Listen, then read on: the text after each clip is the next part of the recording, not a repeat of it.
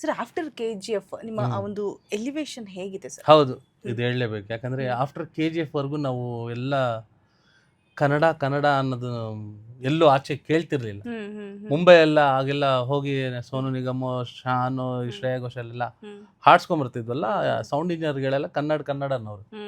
ನಾವು ಪ್ರತಿ ಸಲ ಕನ್ನಡ ಅಂತ ಇದ್ವಿ. ಈಗ ರೀಸೆಂಟ್ ಆಗಿ ಹೋದಾಗ ಕನ್ನಡ ಅಂತ ಕ್ಲೀನ್ ಆಗಿ ನೋಡ್ತಾ ಇದ್ರು ಎಲ್ಲರೂ. ಕನ್ನಡ ಅಂದ್ರೆ ಕನ್ನಡದವರು ಈಗ ನಂಬರ್ 1 ಅಲ್ಲಿ ಇದೀವಿ ನಾವೀಗ, IPL ತರ. ಸೂಪರ್. ಓಕೆ ಸರ್, ಟ್ರೈಲರ್ ನೋಡಿ ಏನ್ ಅನಿಸ್ತು? ಟಾಕ್ಸಿಕ್, ಬಿಕಾಸ್ ಒಬ್ಬೊಬ್ರು ಒಂದೊಂದು ಒಪಿನಿಯನ್ ವ್ಯಕ್ತಪಡಿಸ್ತಾ ಇದ್ದಾರೆ. ಹೌದು, ನಿಮಗೆ ಏನ್ ಅನಿಸ್ತು ಸರ್ ಪರ್ಸನಲಿ? ನೀವು ಯಶ್ ಸರ್ ಅವ್ರದ್ದು ವಿಶ್ವರೂಪ ನೋಡ್ತೀರಾ, ಇದ್ರ ಆಕ್ಟಿಂಗ್ ಅಲ್ಲಿ ವಿಶ್ವರೂಪ ನೋಡ್ತೀರಾ. ಹೌ ಈಸ್ ಡೆಡಿಕೇಶನ್ ಅನ್ನೋದ್ರಲ್ಲಿ ರಾಯ ಕ್ಯಾರೆಕ್ಟರ್ಗೆ ಅವರು ವೆಯ್ಟ್ ತುಂಬಾ ಇದು ಮಾಡಿದ್ದಾರೆ, ವೆಯ್ಟ್ ಹಾಕಿದ್ದಾರೆ ಬಾಡಿ ಮೇಲೆ. ಟಿಕೆಟ್ ಕ್ಯಾರೆಕ್ಟರ್ ನೋಡಿದ್ರೆ ಅವರು ರೆಡ್ಯೂಸ್ ಆಗಿದ್ದಾರೆ. ಅದು ದಪ್ಪಾಗಿ ಮತ್ತೆ ಸಣ್ಣ ಆಗಿ ಆ ಮಗ ತಂದೆ ಕ್ಯಾರೆಕ್ಟರ್ಗೆ ಅವ್ರ ನೀವು ನೋಡಿದ್ರೆ ಗೊತ್ತಾಗುತ್ತೆ. ಪಾಸ್ ಮಾಡ್ಕೊಂಡು ನೋಡಿ ಟ್ರೈಲರ್, ಅದ್ರಲ್ಲೆಲ್ಲ ಮುಖ ಎಲ್ಲ ದಪ್ಪ ಆಗಿ, ಕೈಯೆಲ್ಲ ದಪ್ಪ, ಉಗುರೆ ಬೆರಳೆಲ್ಲ ದಪ್ಪ. ಈಗ ಇದಕ್ ಬಂದ್ರೆ ಫುಲ್ ಎಲ್ಲ ಸಣ್ಣ, ಜಾಲೈನ್ ಎಲ್ಲ ನಿಮ್ಗೂ ಕಾಣುತ್ತೆ. ಅಷ್ಟು ಕಷ್ಟಪಟ್ಟಿದ್ದಾರೆ ಅವರು. ನಾವಾದ್ರೂ 4 ಅವರ್ ಮಲಗ್ತೀವಿ, ಅವರು 4 ಅವರ್ ಮಲಗ್ತಾರೋ ಇಲ್ಲ ಗೊತ್ತಿಲ್ಲ, 1-2 ಅವರ್ ಮಲಗ್ಬೋದು ಅಷ್ಟೇ. ಯಾಕಂದ್ರೆ ಬೆಳಗಿಂದ ಸಾಯಂಕಾಲ ನೈಟ್ವರೆಗೂ ಶೂಟಿಂಗಲ್ಲಿ ಇರ್ತಾರೆ. ಶೂಟಿಂಗ್ ಆದ್ಮೇಲೆ ರೆಕಾರ್ಡಿಂಗ್ ಸ್ಟುಡಿಯೋಗೆ ಬರ್ತಿದ್ರು. ನಂದು ಬೇರೆ ಕಡೆ ಇರ್ತಿತ್ತು ಸಾಂಗ್ಸ್ ರೆಕಾರ್ಡಿಂಗು. ರೆಕಾರ್ಡಿಂಗ್ ರವಿ ಸರ್ದು ಜಾಮೇಟ್ ಅಲ್ಲಿ, ಅದು ಬೇರೆ ಸ್ಟುಡಿಯೋ. ಆ ಜಾಮೇಟ್ ಅಲ್ಲಿ ಒಂದು ಬಿಲ್ಡಿಂಗ್, ಅದು ಅದೇ ಬಿಲ್ಡಿಂಗ್ ಅಲ್ಲಿ DI ಕಲರ್ ಗ್ರೇಡಿಂಗು ಮತ್ತೆ ಎಡಿಟಿಂಗು, ಡಬ್ಬಿಂಗು ಎಲ್ಲ ಒಂದು ಕಡೆ ಆಗ್ತಿರ್ತದೆ. ಒಬ್ಬೊಬ್ರು ಒಂದೊಂದು ಕಡೆ, ಅವ್ರವ್ರ ರೂಮ್ಗೆ ಒಂದೊಂದು ಇದಿರುತ್ತೆ, ಕೀ ಇರುತ್ತೆ. ಆ ಥರ ಎಲ್ಲರ ಹತ್ರನೂ ಹೋಗಿ ಕೂರೋರು. ಕೂತು ಬೇರೆ ಮೀಟಿಂಗ್ ಇದ್ದ ಪಾಪ ಮತ್ತೆ ಹೋಗಿ ಮತ್ತೆ ಮಿಡ್ ನೈಟ್ ಬರೋರು. 1 ಗಂಟೆ 2 ಗಂಟೆ ಮತ್ತೆ ಬಂದು 4 ಗಂಟೆ 5 ಗಂಟೆವರೆಗೂ ಇದ್ದು, ಸರಿ ಬೆಳಗ್ಗೆ ಮಲ್ಕೊಂಡು ಬೇಗ ಎದ್ದು ಬರೋಣ ಮತ್ತೆ 9 ಗಂಟೆಗೆ ಬೆಳಗ್ಗೆ ಅಂದ್ರೆ. ಆ ಥರ. ಆದ್ರೆ ಒಂದು 7 ತಿಂಗಳು ರವಿ ಸರ ಕೆಲಸ ಮಾಡಿರೋದು ಅದಕ್ಕೆ.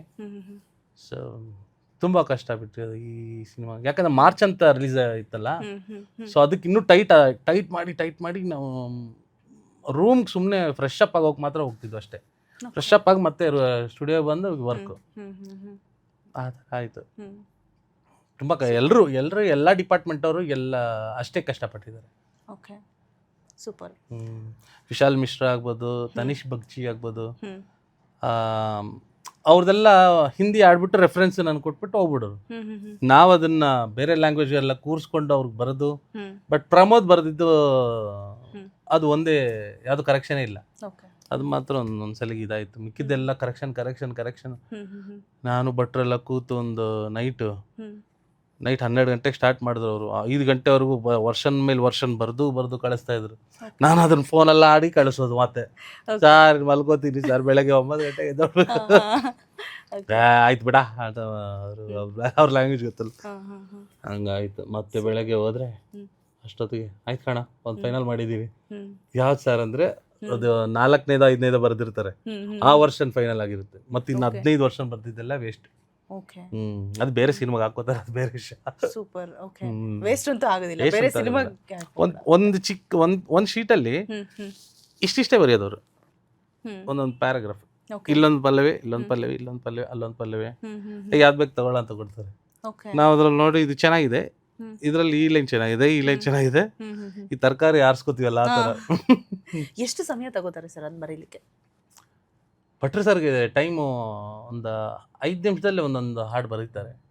ಬಟ್ ಅದನ್ನೇ ಈಗ ಎ ಜಾನರಲ್ಲಿ ಬರೆದಿರ್ತಾರೆ, ಅದನ್ನ B ಜಾನರ್ಗೆ ಬರೀ ಮತ್ತೆ 5 ನಿಮಿಷ, C D ಆ ಥರ ನೀವು ಎಷ್ಟೇ ಕೊಟ್ಟರು ಬರೀತಾನೆ ಇರ್ತಾರೆ. 5 ನಿಮಿಷ ಓಡ್ತಾ ಇರ್ತದೆ ಮಿಷಿನ್, ಕಂಪ್ಯೂಟರ್ ಇರ್ತದೆ. ಅವರ ಅನುಭವ ಬರೆದ್ಬಿಟ್ರೆ ಸಾಕು.